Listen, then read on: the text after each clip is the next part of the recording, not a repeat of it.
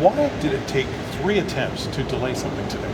That was very confusing and very, what's the word I'm thinking of? Let's try that again.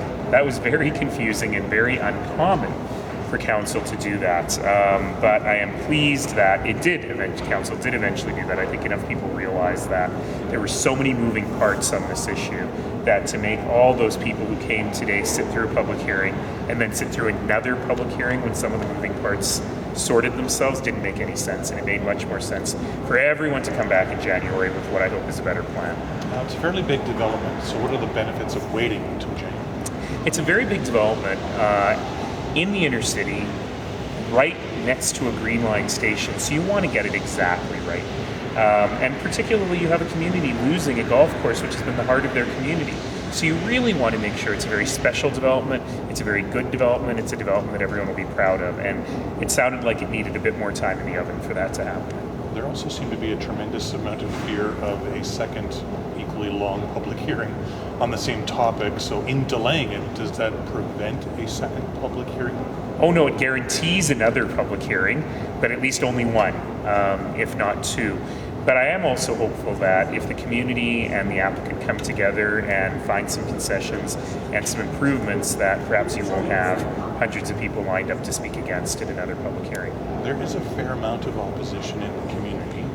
How confident are you that this delay could mitigate some of that? I always think that getting people in a room to talk about things tends to solve problems, and I'm hopeful that that will happen here. This community is an interesting one because what we haven't seen is, we must have our golf course or it must only be a public park. We've seen quite an opening to a development there, but we didn't get it. I don't think that the city, the applicant, the community were able to get that over the finish line for us today. What were their views, though? What were the concerns that you had? Primarily, there are a number of concerns. One is about overall density and size of the development. The second is about drainage. This is in a valley, and the development contemplates filling in the valley where there is a historic creek that goes through that area. So there's some concern about flooding and drainage. And then the third has to do with the relationship of this to the new Green Line stations, because there'll be one Green Line very close, so one Green Line station very close, and one not that far away. So you want to make sure that you're appropriately transit oriented. And was this project supposed to be more lower income, or? No, I don't think any of that has been decided yet.